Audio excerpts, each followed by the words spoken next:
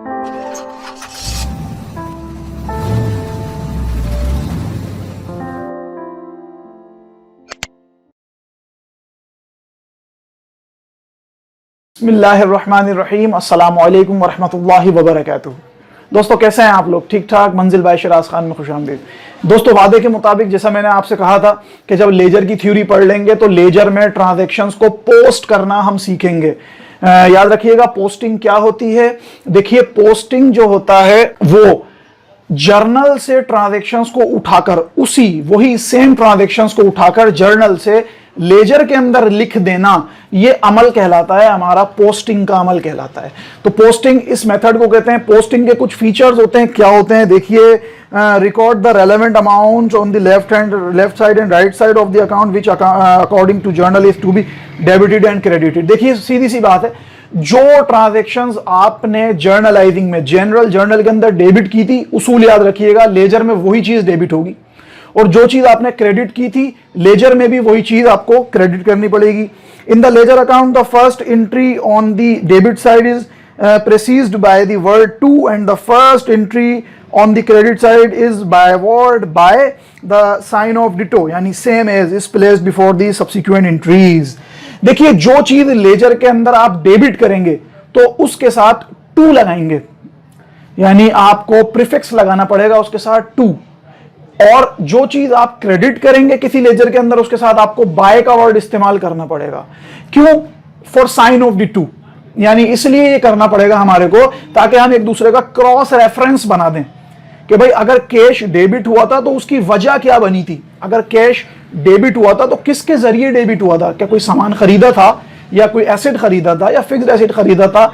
इसी तरीके से अगर कोई चीज क्रेडिट हुई थी तो डेबिट की वजह क्या बनी थी। भाई देखें ना, डुअल एस्पेक्ट होता है, हर चीज का डेबिट होता है क्रेडिट होता है। तो अगर कोई चीज हम क्रेडिट कर रहे हैं बाय, तो टू किसका था वो, और अगर कोई चीज टू है तो वो बाय किसका था। तो इसलिए एक दूसरे का क्रॉस रेफरेंस बनाने के लिए हम टू डेबिट की तरफ और बाय क्रेडिट की तरफ इस्तेमाल करते हैं। तो आइए बिना किसी ताखीर के हम जो है वो एक इलस्ट्रेशन देख लेते हैं। ये देखिए एक इलस्ट्रेशन, और इसके राइट हैंड साइड पर मैंने दो पोर्शन बना दिए हैं। इस स्लाइड के राइट हैंड साइड पर आप देख लीजिए कि जर्नल एंट्री मैंने लिखी हुई है यहाँ पर, ये आप रेड बॉक्स में देख सकते हैं। और लेफ्ट हैंड साइड पर ये लेजर बना दिए हैं। मैं इस तरह आपको समझाऊंगा, ठीक है। ये कोई रूल नहीं होता कि इसी पैटर्न पर चीज़ें बने, मैं आपको समझाने के लिए इस तरीके की स्लाइड मैंने बनाई है। देखिए कह रहा है on January 1 1991 purchase merchandise for cash ₹2000। हमने मर्चेंडाइज ख़रीदी 2000 रुपीज़ की। तो ऑब्वियसली आपको पता है कि लेजर जो है वो जर्नल से ही बनता है। तो जर्नल एंट्री में, जर्नलाइजिंग में आप ये एंट्री क्या पास करेंगे, परचेजेस डेबिट, कैश क्रेडिट। तो बिल्कुल इसी तरह आपने परचेजेस 2000 रुपीज़ से डेबिट हो रहा है तो परचेजेस का एक लेजर आप देख सकते हैं राइट हैंड साइड पे, और कैश अकाउंट का एक लेजर आप राइट हैंड साइड पे देख सकते हैं। तो आपने परचेजेस का अमाउंट डेबिट साइड पे 2000 लिख दिया और उसका क्रॉस रेफरेंस दे दिया टू कैश अकाउंट, ठीक है। मैं आपको ये बता चुका हूँ। अच्छा, उसके बाद आपने कैश का जो लेजर था उसमें 2000 रुपीज़ क्रेडिट कर दिए और आपने उसका रेफरेंस दे दिया बाय परचेज अकाउंट। लीजिए जनाब, आपने बिल्कुल इसी तरह जिस तरह जर्नल के अंदर जो चीज़ डेबिट हो रही थी लेजर में भी डेबिट कर दी, और जो जर्नल में चीज़ क्रेडिट हो रही थी उसको क्रेडिट कर दिया। ये मैं आपको इसकी करेक्टरिस्टिक्स फीचर्स में ये बात आपको बखूबी बता चुका हूँ। तो आपने एक ट्रांजैक्शन को आसानी से पोस्ट कर दिया। अब आ जाएं अगली ट्रांजैक्शन की तरफ देखते हैं। देखें कह रहा है 2 जनवरी सोल्ड गुड्स टू करीम ₹500। करीम को 500 रुपीज़ की गुड्स जो है वो बेची। तो याद करें आप जर्नल एंट्री क्या पास करेंगे इसकी, करीम अकाउंट डेबिट और सेल्स हमारी क्रेडिट, ठीक है। किस तरह का पास करेंगे, जर्नलाइजिंग का टॉपिक है। अगर ये टॉपिक क्लियर नहीं है तो आप जर्नलाइजिंग समझिए पिछली वीडियोस में।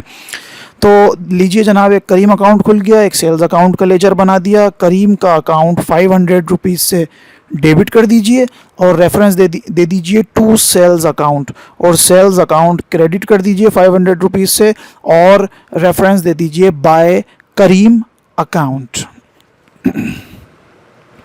आइए मज़ीद एक ट्रांजैक्शन देखते हैं। बोल रहा है 10 जनवरी को रिसीव्ड फ्रॉम करीम ₹500। 500 रुपीज़ हमने करीम से जो है वो रिसीव कर लिए।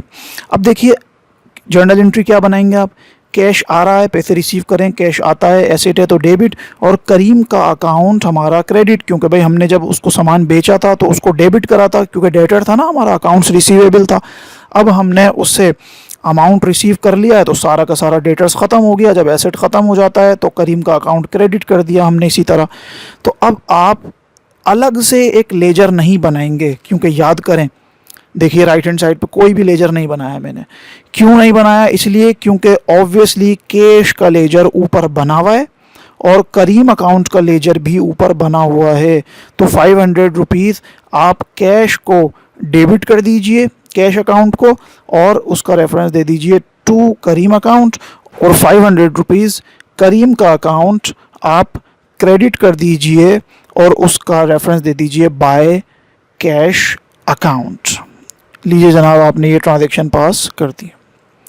उसके बाद देखिए एक नई एंट्री 15 जनवरी को कह रहा है कैश सेल्स ₹300। हमारी कैश पर सेल हुई है 300 रुपीज़ की।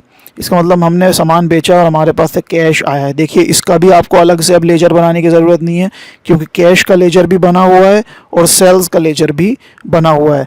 तो कैश हमारा डेबिट हो रहा है जर्नल एंट्री के मुताबिक और सेल्स क्रेडिट हो रही है। तो कैश को 300 रुपीज़ से डेबिट कर दें लेजर के अंदर और उसका रेफरेंस दे दीजिए टू सेल्स अकाउंट, और सेल्स को 300 रुपीज़ से क्रेडिट कर दीजिए और उसका रेफरेंस दे दीजिए बाय कैश अकाउंट।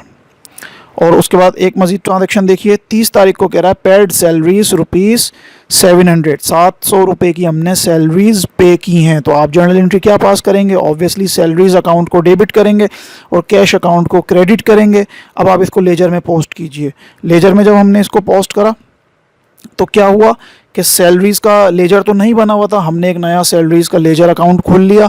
तो सैलरीज़ को यहाँ पर डेबिट कर दिया और उसमें रेफरेंस दे दिया टू कैश अकाउंट, के कैश अकाउंट के ज़रिए से ये जो है वो सैलरीज़ हमारी गई हैं।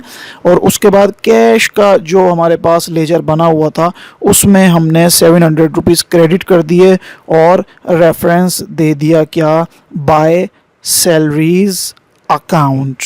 तो लीजिए जनाब, ये था मामला। ये मैंने कुछ ट्रांजैक्शंस की हेल्प से आपको जर्नल टू लेजर पोस्टिंग का तरीका समझाया। आई होप कि आपको अच्छी तरह समझ में आ गया होगा। जी तो दोस्तों, ये थी एक इलस्ट्रेशन जो मैंने पिछली जर्नल में से ही उठाकर लेजर में पोस्ट करना आपको सिखाई।